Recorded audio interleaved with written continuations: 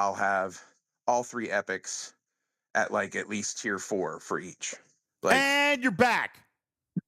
No, you're back. you're back. And the We were stream here is the whole and the time. stream is back. Oh, good. I mean, on it's breaking stream streaks, but whatever.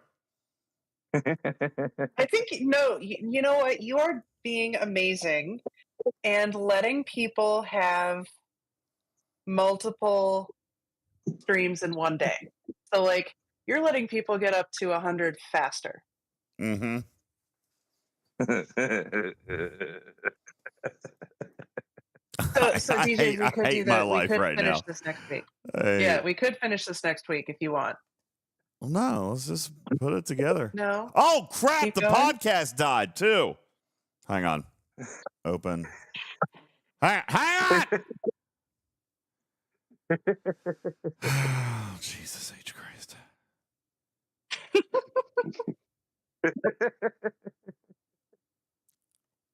There's going to be so much editing tonight.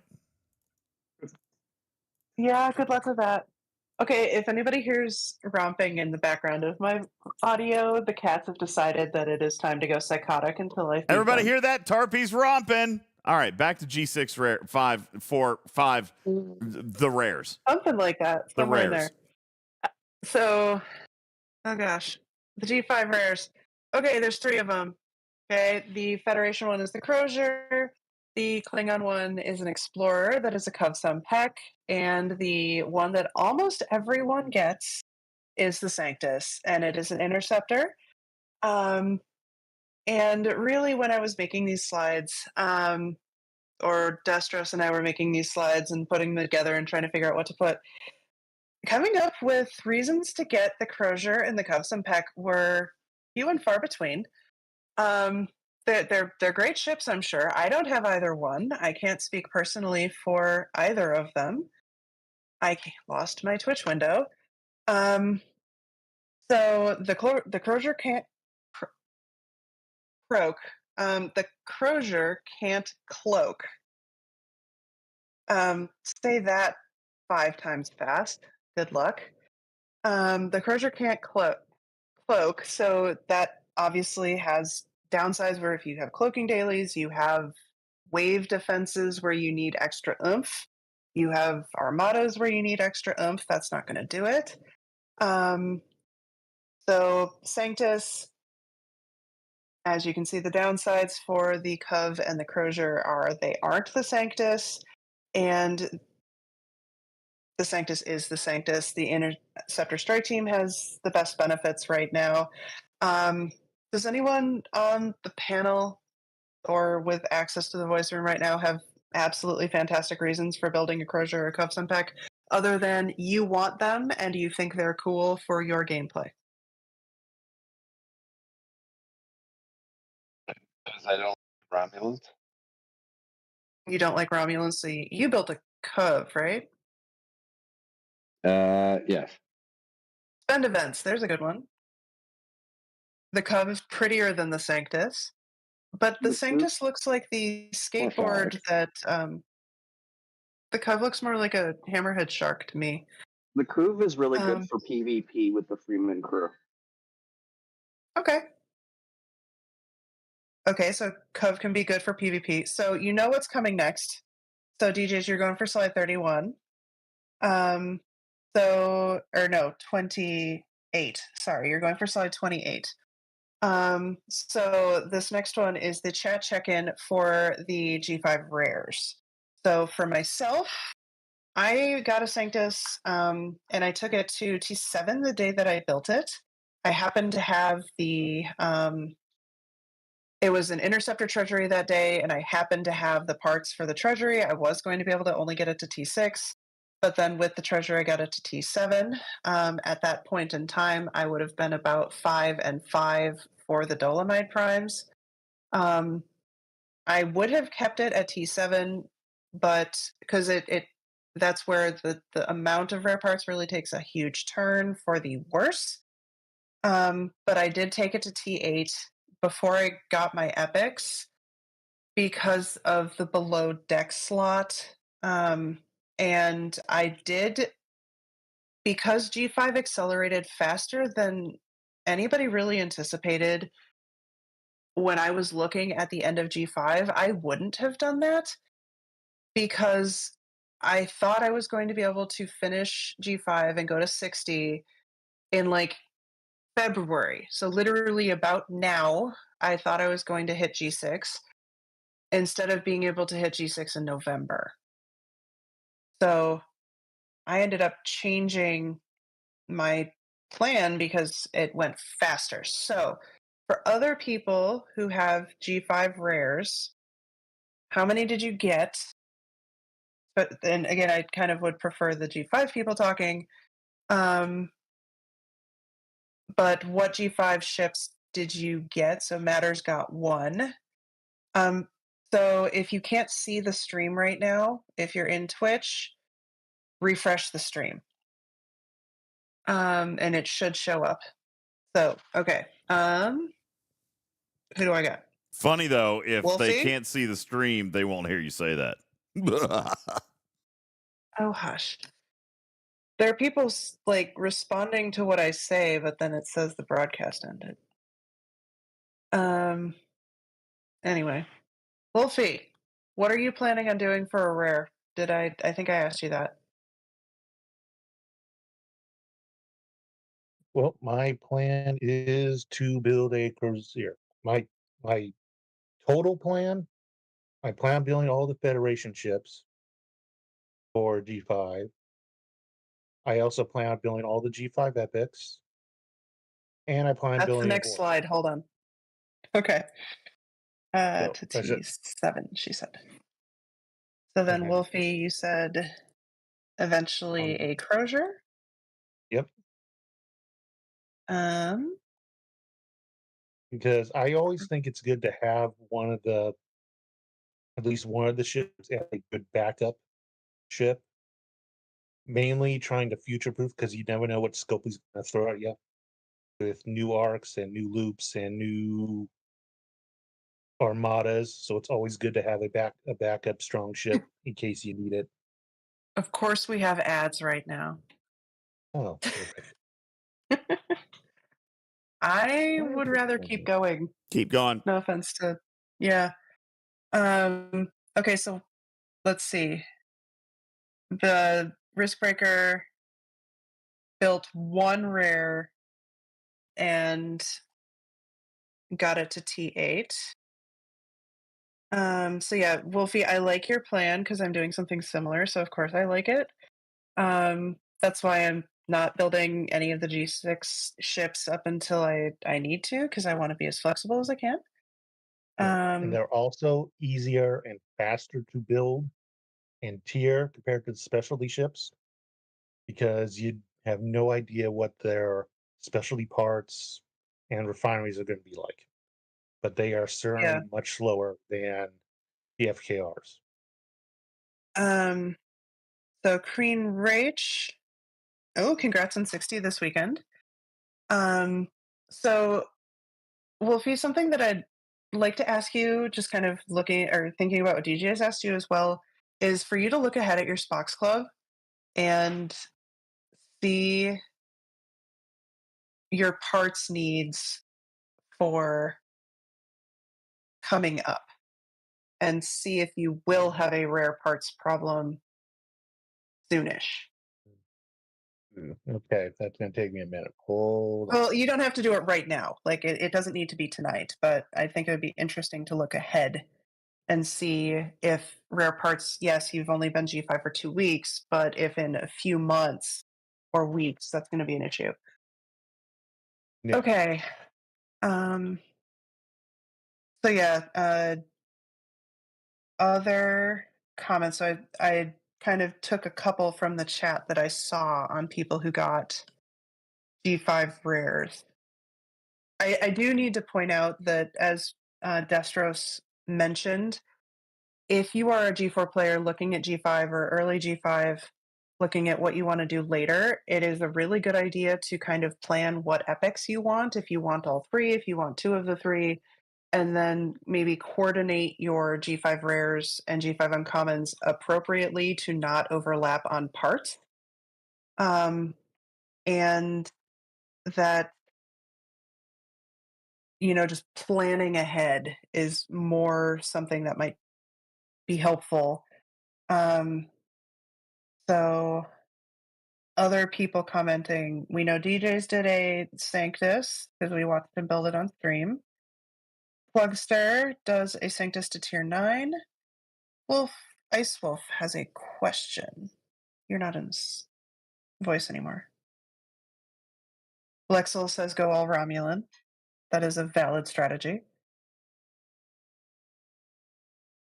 Matters, we're getting there. Okay, so my question is this. Would Scopely consider releasing the last ops lock on the Talios from the 58 because there's no reason for it? It's for a T11 to T12, and there's nothing else to upgrade once you get to T12. If they did that, you definitely could breeze through G5 without having to worry about building anything. DJ? Which is probably exactly why that'll never happen. Okay. I mean, if I'm being honest, Scopely wants you to build everything. They don't, they want pain points. They want squeeze points. They don't. In all fairness, they appreciate and like what we're doing, teaching efficiency, allowing what can be skipped and progressing through cheaply. Like they like that kind of strategic gameplay, but at the same time, like if we do it in such a way that eliminates any need for pressure, pain points, and or spend, they're certainly not gonna. You know what I'm saying? Like, yeah, I agree. Yeah. It's just it was one of those things that really twerked me when I first went to 53 that I couldn't keep because I had everything I needed to, especially when IA came out. I was all excited I was going to get to close out the Talios. No! Denied. Denied. Thank you. So, kind of the last, like I've been reading some of the chat comments too. That the Telios war block was really frustrating, but it is what made me move from 56 to 58. I was just done with not having a max Telios. So, all right. The G5 rares, kind of my last comment on them. They are the first ships, at least up until relatively recently, because I think you can probably do it with a Corvus, and Putz mentioned he's doing it with a Tribune, where you can basically kill anything you can reach.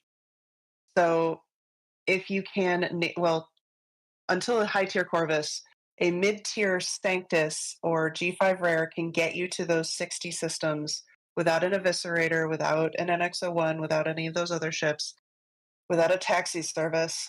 And so the G5 rares are really some of the first stuff that can really solo the biggest content that you can reach in G5.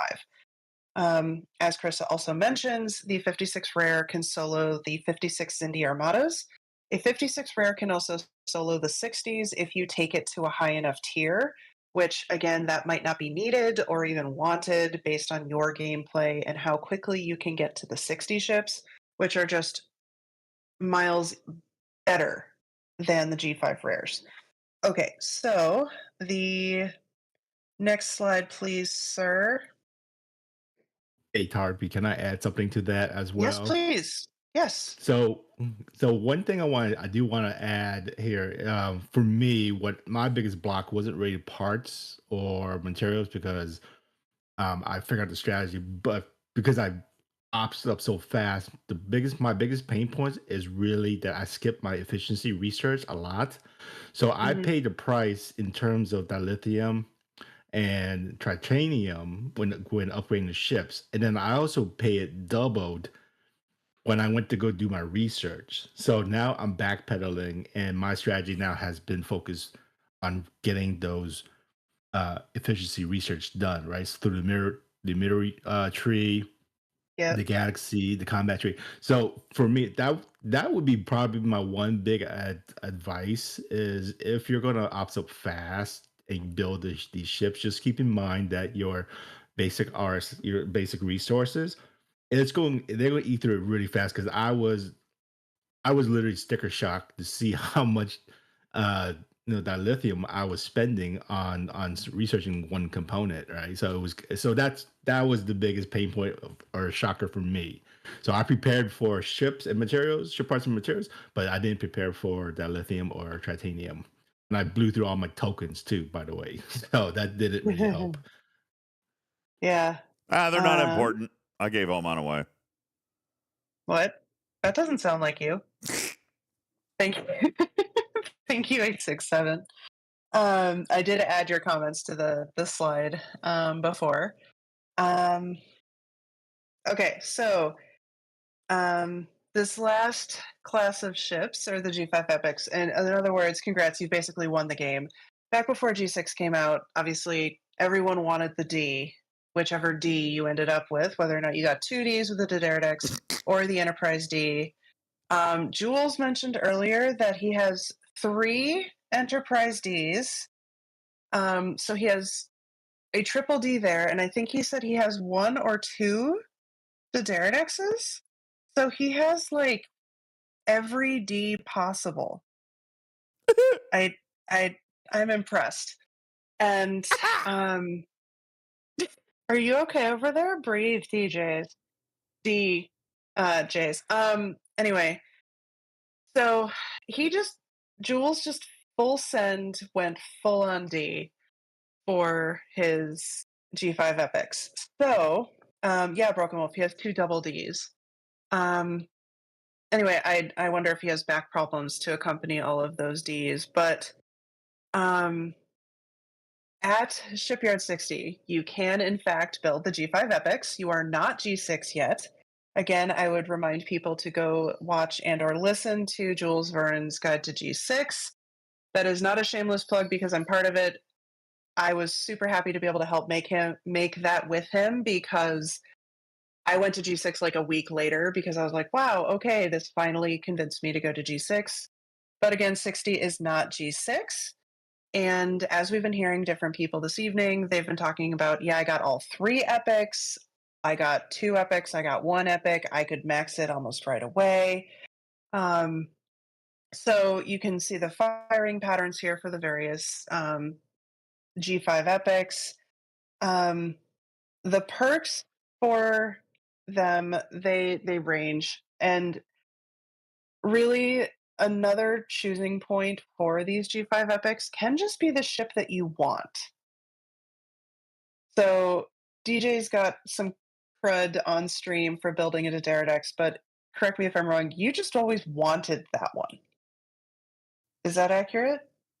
Oh yeah, the Daenerys I think is one of the sexiest ships in the game. It looks amazing. See?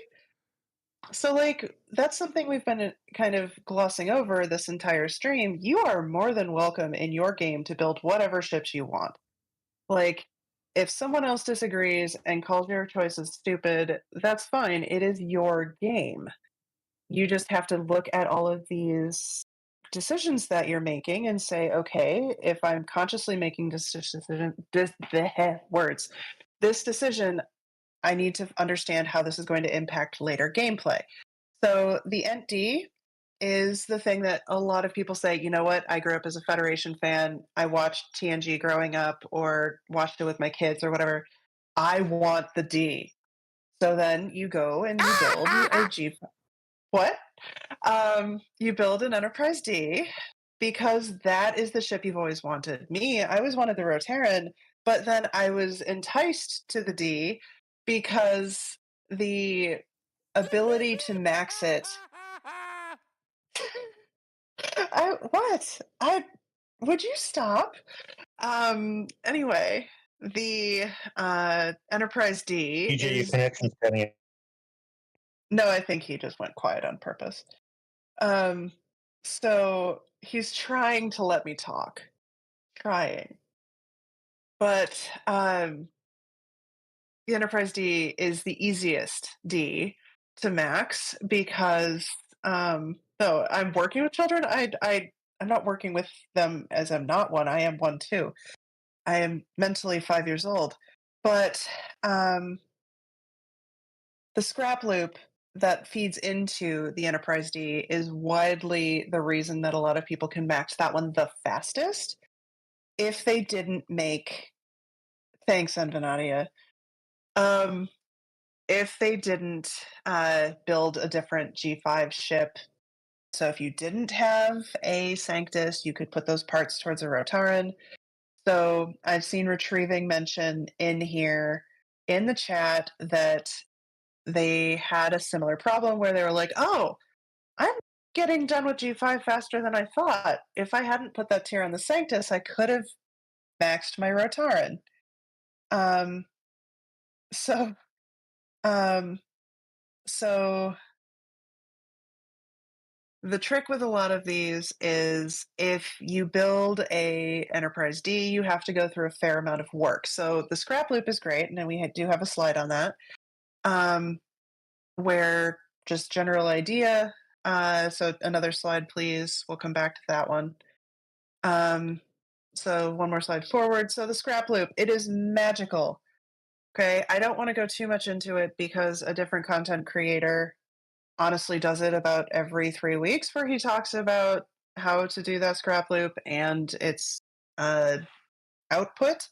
But the idea is if you are new to this idea of the scrap loop, that the ISS Jellyfish, so the ship that you can source through 3-star territory buffs or G3 Epic Armada chest, yes, G3 Epic Armada chests, is the ISS Jellyfish, and at a particular point in its efficiencies, in your particular account's research efficiencies, you can get it so that it gives you more parts back than it took to max it. So you can scrap it at Ops 43, I'm pretty sure, 43, but don't unless your efficiencies are to the point where you get more from it than you get from putting into it. And save it, get as many jellyfish as you can, and eventually it becomes a self-sustaining loop that you can get parts from your jellyfish to max. The old story used to be an Ent A, and yes, the Ent A gives you more parts out of its scrap, but you don't necessarily need all of the parts from an Ent A anymore to scrap to finish maxing a D. Okay? So you can use your jelly to max your D. Okay? Just there's some steps in the middle. And the challenge before with the Ent A was how expensive it was through faction credits. Now the game has also relaxed the challenge with faction credits. You can grind an Ent A in various systems, but that still requires 650 blueprints. There's different efficiencies for getting faction credits. There's different efficiencies for decreasing the amount of faction credits different generation ships cost. The trick here is still the jellyfish, where you have to obtain a number of them to fuel that loop. Okay? Oh, did I just get famous for saying something about a D? Yeah, I probably did.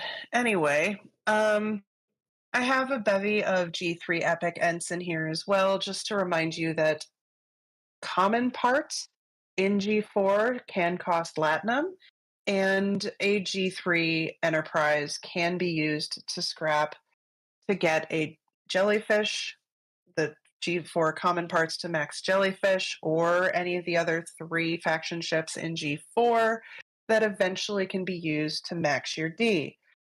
So, the question I see in the chat, so you need more than one complete set of jellyfish blueprints, or do you get more blueprints after you scrap? This is not a Stella-like mechanic. You need to keep buying jellyfish blueprints either through the territory store, like I mentioned, so the 3-star territory service, or and not or the G3 Epic Armada chest. You can win a full jellyfish through there. I've only seen it happen a few times. I have never won one. But the idea is you may not need the full A to max your D. You could probably use a Coronar, which you can also consider in the balancing of the faction credits that you use. You don't necessarily need the Enterprise A, which I think is 800,000 or so faction credits without the G4 Terran Store Prime or credit cost reduction. So you don't have to spend on an Enterprise A or multiple Enterprise A's before trying to save up for an Enterprise D. A question from the chat is, do the jellyfish blueprints disappear from the Epic Armada chests? No, they do not. So I still use that once a week to source jellyfish blueprints, anywhere from 1 to 6 at a time. As I said, you can get another one, a full pull of a jellyfish. There are calculators that you can use on, this is the only one we don't have a direct link for, that you can use to see if you are in the positive. I was mentioning that, Night Diver, thank you. The You can use to calculate your efficiency for the jellyfish loop and how many jellyfish you would need to scrap to eventually max an empty. So, DJs, if you go back to the prior slide, we can talk about how people got their own G5 epics. So I have two.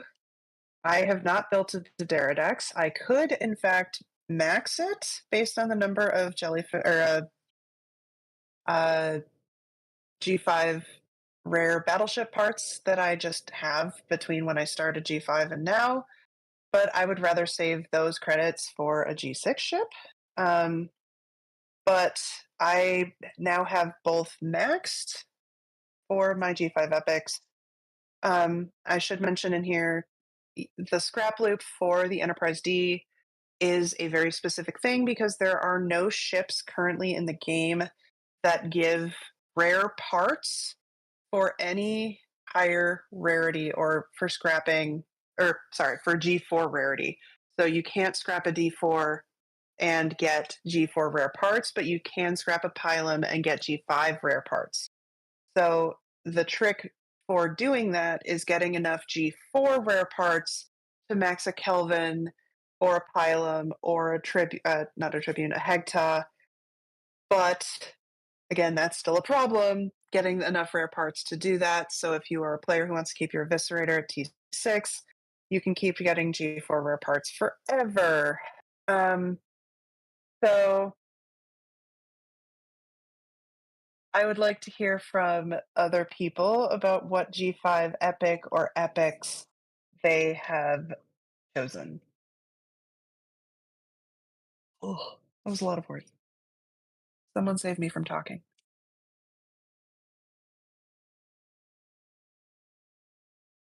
Betters, say something. Oh, Hey, now Tarpy, I he's just want. Yeah, go ahead. Any I'm of you. sorry. I don't care. Well, I was going to say real quick here. Don't forget with the G4 materials, you can also get that from the Section 31. I'm sorry, the Xborg favors, right? You can still pull it from there as well. So I haven't seen that change for me since I hit op 60. So I don't know. I don't know if that's changed after 60 or not. But for me, I'm still able to pull the G4 materials through there, and then from the Borg, not the Borg, the Oh, Joran store as well. so yeah, you can get rare parts. There's multiple sources of G4 rare parts. So the Salvager skin for the Fisha, you can get 4-star rare parts in various Armada chests and other things. The 4-star parts go away when you go to G6 in the Eviscerator. well, yes, the Eviscerator, depending on the Eviscerator tier, but they also go away out of the Xborg store. So if you're G5, you get 4-star parts and 5-star parts. If you are G6, you get 5-star parts and 6-star parts.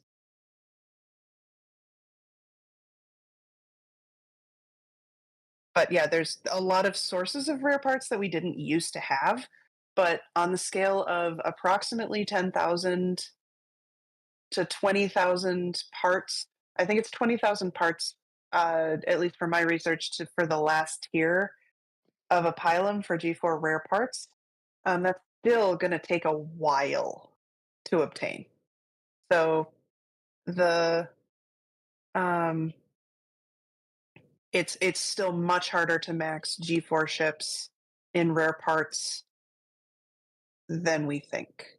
Like, it is the pain point, I think, for G6 and G5 is What? rare parts. Just maxing G4 ships. No, but if you value the scrap loop in G5 for getting G5 rare parts, then yes, G4 rare parts are the pain point. Gotcha. My Coronar's T10, my Pilum also. I can't do anything with either one of them to get them closer to scrapping because I don't have enough rare parts. I'm having to build 3-star ships so I can get 4-star parts. Those aren't rare parts though. No. Yeah. I tend to use the 3-star ships as a feeling of accomplishment and pride that I maxed something and that I can scrap it and just make it go away. In less than an hour. Yeah. Yeah. Also, it's the easy, cheap way to do faction hunt. So people are mentioning, yeah, you can use the parts converter for G4 rare parts. It is fantastic. I love it. Ice Wolf, what epic do you plan on getting? Probably the D. Oh, Just because I haven't built an Explorer since Cornar. So it's actually my next ship I'm due to buy after. So Battleship was for Cha, uh, or the Sanctus is an Interceptor. So then my next ship is due is actually an Enterprise, and it's going to actually work out because I just checked and I have 624,000 Fed credits. So I'm good. so cool. Yes, And ma'am. so, 2 comments. I'm getting super tired. You can hear the pause in my voice now. So something about the scrap loop for the Enterprise, it takes a while. So the scrap loop, you should start earlier rather than later if you are planning on doing that. There was a question, and what is the parts converter? That is a favor this month that was introduced in that is the Section 31 store Mhm. to be able to exchange parts for ship parts.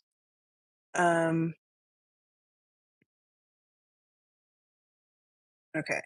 Other people, what G5 epics did you build, and where did you take them?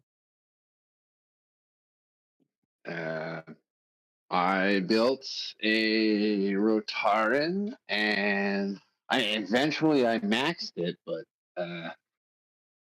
not until after I already had a G6 ship that I was using all the time.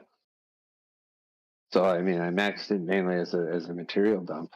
I barely used it, to be honest. It was pretty quick for me from 60 to 63 is when I got the Negro. Yeah. So it was good for a month for like Yeah. I'm not knocking it. I mean, they are fantastic ships, and it's still my second favorite ship that I have, even though my cube is technically stronger. But it's yeah, I mean, they are good. I think people planning to build and put materials into all three before even like going to G6 is crazy. But I understand why. I mean, they're good, and you will use them well into G6. I mean, back when people had to do waves and you had to pay for repairs, and the waves were actually hard. Biggest whales in my alliance would use their G5 epics because they could beat all the content and not have to pay Sigma for the repairs. Um, let's see. Can I copy that? I think I can copy that.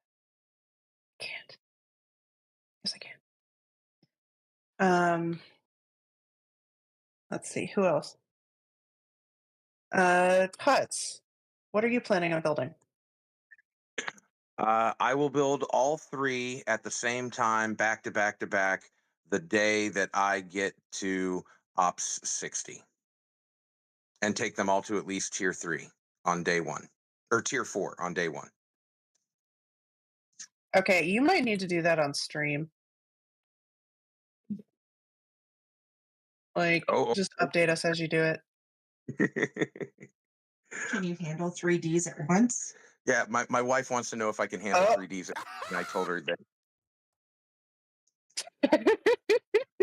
There's no D in the Rotarian. That's only 2 Ds. No. See, the Dederadex, everybody calls the Dederadex the double D. No, it's It's a 3.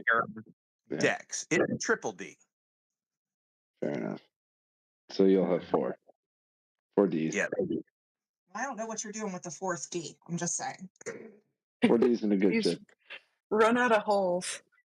Oh my God!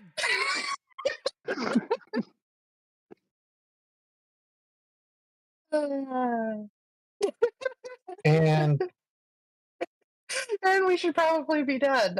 So I have one more slide on basically Wow, kind a of trying big to one right sum there. this That's up. impressively large. Thank you, Master Viper. I don't want to know. So we are looking for slide 35, please, DJs. Yeah, where do we go now? There's not really very far I can go after that. So basically, I just wanted to have a slide-ish quickly as a sum up that the highlights of G5 are that it is player choice and how quickly you want to go through it. Like I said earlier, I talked with someone who went through G5 in a total of 10 days. That is not normal, but it is possible. People are doing G5 free to play in 6 to 8 months. So you have to put some thought into it if that is your play style. If you just want to be a casual player, just be a casual player. That's absolutely fine. There's new ways to speed through the content with efficiencies, the DTI building, the IA building. All of those are fantastic ways that the game is just letting us progress faster. So there are no wrong choices in G5. So that is the biggest takeaway, I think. Well, okay, it matters. You think that there are wrong things to do, but for someone's individual gameplay, they will make the right choice for themselves. They can figure it out later if they decide they didn't like their choice. But there's a lot of right ways to do it. You can get an uncommon faction ship, you can get a rare, you can get epics, you can get one epic, you can get no epics. That's what I mean. I agree that there are lots of right ways to do it. That doesn't mean there are no wrong ways, though. That's for your game, you wouldn't play it that way, but it's still, you can still manage it. It would just suck. So prior pain points. So when Which many of by us were going, definition makes it wrong. Exactly. whatever. Like there are things people can do that they think is a good idea, and later they'll find out that they were wrong. That doesn't mean they were right when they did it. But that also doesn't mean they were wrong when they did it. So If they find out later that they were wrong to do it, yes, it does. I mean, given the information I had at the time, I took my Sanctus to T7, now T8 for the whatever, and literally the next month they came out with a bunch of new efficiencies that I wouldn't have known about. So does that make my decision with the information that I had wrong? I don't know. Do you wish you hadn't done it? Well, that's not the same. If I wish based on new information that I hadn't done it, that's different than wishing I hadn't done it, period. So, like, would it have made me maxing my Rotaran, like, easier? Yeah. But, Yeah. well, it doesn't matter because I didn't have that information when I made that choice. I agree with that. you're arguing two different semantics. Yeah, if you don't know something. Yeah. But now we're 2 years, beyond G5. So the information is there, and now there are things that you can do with it that are more efficient than others. And honestly, a lot of this does vary on gameplay, but there are still a few possibilities at just dead ass wrong turns. So hopefully this guide gives some players some insight into how to navigate their approach to G5. We will be putting all this together and clipping a few items for posterity and publishing the guide here in the next day or so, as we've got a couple of edits here studio side to make, even with the power outage and so forth earlier this evening. So we'll get all of this up on podcast version here before too awful long. We do appreciate all of the work. Tarpy, you and Destros are absolute legends. Lots of stuff. Final thoughts from the writers of the G5 guide as you guys are approaching G5 and now having been through it, leaving G5. Any final thoughts on how G5 is today? And should that G5 player be looking to speed roll this, or should they be looking forward to G6, or is G5 the promised land right now? Oh. Well, for me, I like G6 because I can't compete most of the time. It literally let me take a break in the game when I needed a feeling of less competitiveness. So as people kind of look through G5, you can absolutely go as fast or as not fast as you want. You can do, as Chris says, and I agree, you can do everything in G5. You can solo pretty much with anything with a G5 rare. You can probably solo almost everything with a G5 uncommon if you choose. So I think G5 is a really nice place to focus and kind of have intention with what you're doing. So that kind of mitigates matters like you can make wrong decisions. You can be very conscious about the decisions that you're making. Like you can do all of your refines and they're not that challenging. You can max a bunch of smaller ships and feel good about yourself. You can do all of the loops and be able to complete them. So, like, what's the context? Is G6 any good for free to play and low spend? That is a different day's conversation. So, like, I like G6, but this is the G5 conversation. But, like, I think G5 is a really nice place to be because you get to close out a lot of the loops that a lot of the earlier game had while still being able to progress in a lot of the newer stuff. So, Can I tell you, I feel like history is repeating itself again. Absolutely, Icewolf. I was hearing the same thing. Yeah. Mm-hmm. I felt this exact same way when I was coming out of G4 into G5, and I was like, wow, I really enjoyed G4. That was a great time. Now I got to do all this stuff. It's just literally that the game evolves and changes every 10 ops levels into a different area of focus and concentration and how you manage your resources and how you progress through the game. And how you did in that previous 10 levels will determine your optimal path for the next 10. And people just aren't thinking about it like that because we lived through those years to do it. We didn't have the ability to see it coming. I don't know. I think that a lot of players probably have Icewolf, but the fact that we recognize this for what it is now proves one thing, and that is while it might grind our gears, why there might be a lot of failures that happen at the leading edge of implementation, that I almost got chills down my spine saying it.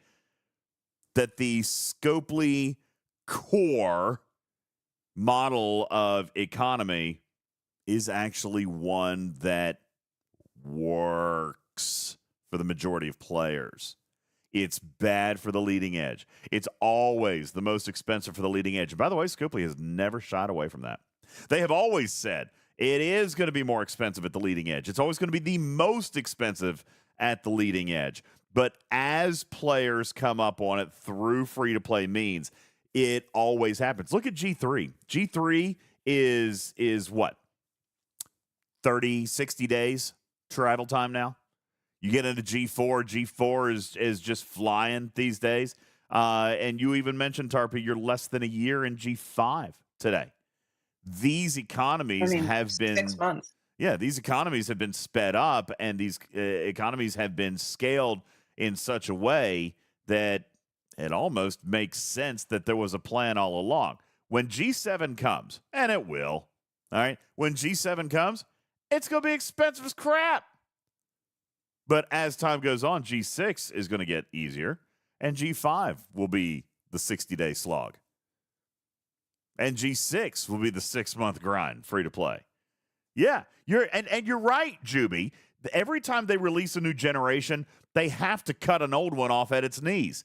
We've seen evidence that they don't like, and honestly, aren't the 100% best at, only because it's really hard, to program content for 4 different generations.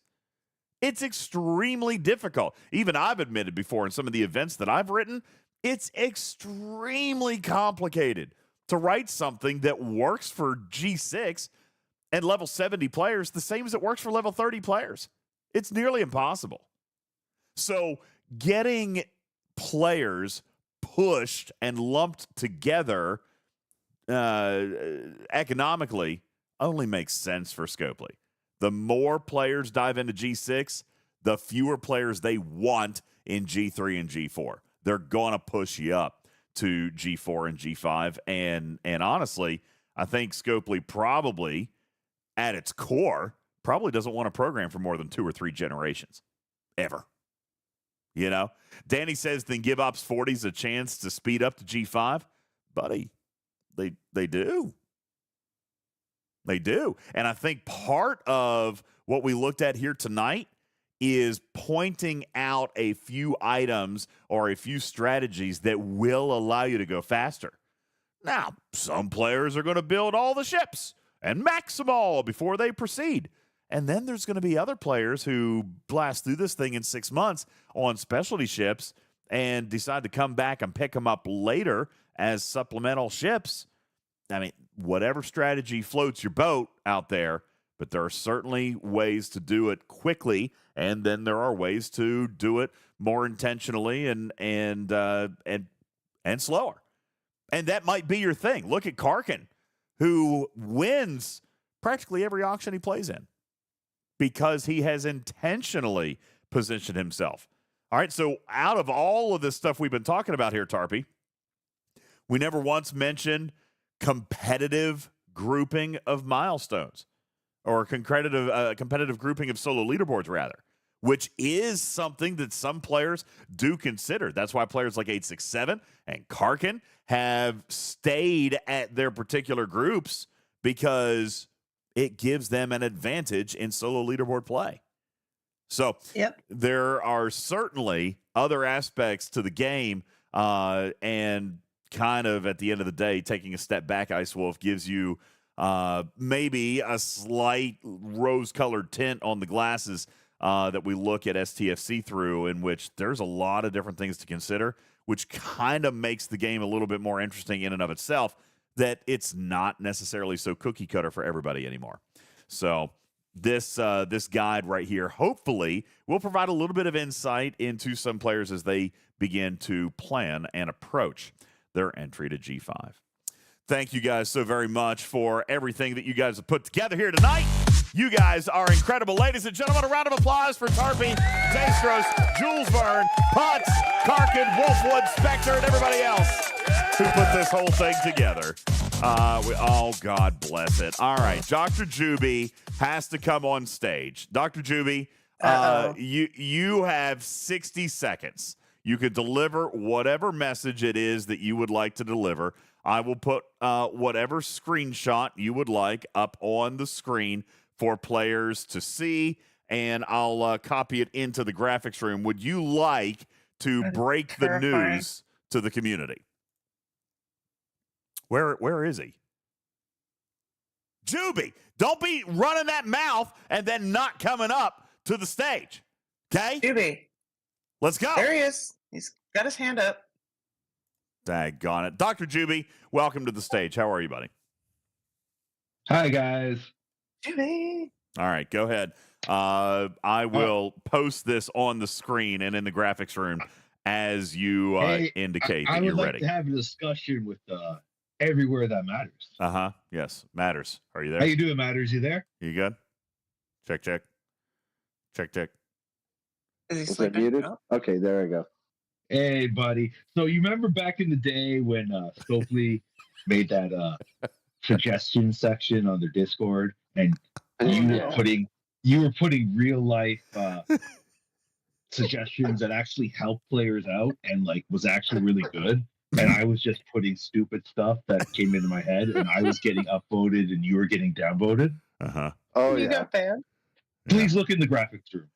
Ladies and gentlemen, Tell in me the one. graphics Tell me room, you go first. in the graphics room, a private DM from community manager Simpali to let Juby know that his tip has been so well received over at Scopely headquarters that his tip has been selected to appear in the game's loading screen for all players to see. Dr. Juby's suggestion number 1687, the best ship in the game is friendship. And with that, ladies and gentlemen,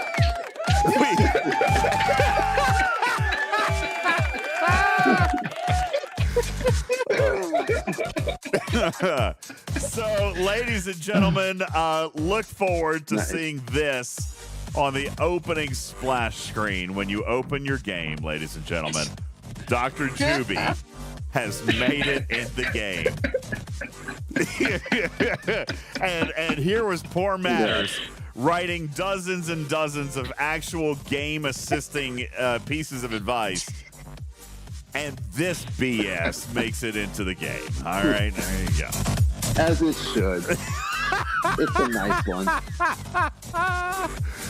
I know. Even Dr. Juby made it into the game before Ultimate DJs. Thank you guys so very much. Visit our website, TalkingTrekSTFC.com. That's TalkingTrekSTFC.com for you to find links to our YouTube, where tonight's show will be broken into 38 different streams, or on over to the Twitch page, where everybody will be starting out as Stream Streak 1. It's a chance for everybody to reset and have a great time rebuilding stream streaks. And you can write Verizon customer support as to why. Ladies and gentlemen, that might be in this time. I want you to know that during this entire show, while I was sitting back being quiet, I was on chat with Tier 2 Verizon technical support, having the fight of my life with 6 different representatives. They kept transferring me. And finally, I got one that like couldn't even type good grammar. Hold on, you want a message? I'll give you one message, and then I'm just gonna be done.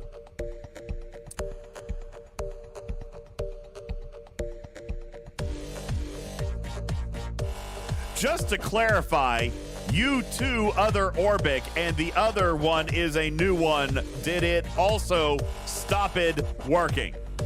Period.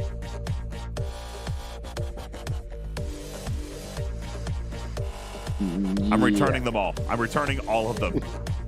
T-Mobile, here I come. Snoop Dogg, save me a seat, baby. T-Mobile, sponsor my show. Sponsor me, please. All right, I'm done. Ladies and gentlemen, thank you so very much. My name is Ultimate DJs. I'm your friendly neighborhood cat person. Saying meow for now. Love you, man. We're going to catch you on the next one. You guys have a wonderful night. and I will see you this coming weekend in Studio B. In the meantime, you guys have a wonderful time in the game. And remember to mark your calendars for March 26th. It'll be history making. And I look forward to presenting you with your content on that day. You guys have a great night. Love you, minutes. See ya.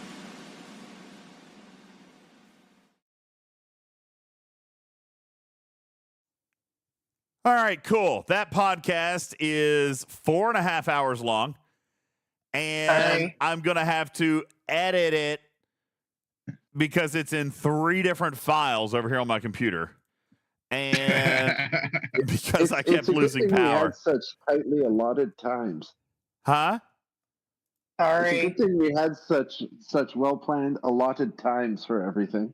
I know. It's not Tarpy. No, it's not your fault. I blame Verizon. All right, we're going to go raid Scribbler. You guys have fun with Scribbler. She's playing the game. The title of her stream is This Could Take a While. I'm sure she was probably referring to our show. You guys have a great night. See y'all later. Good night. You too. And I would be done.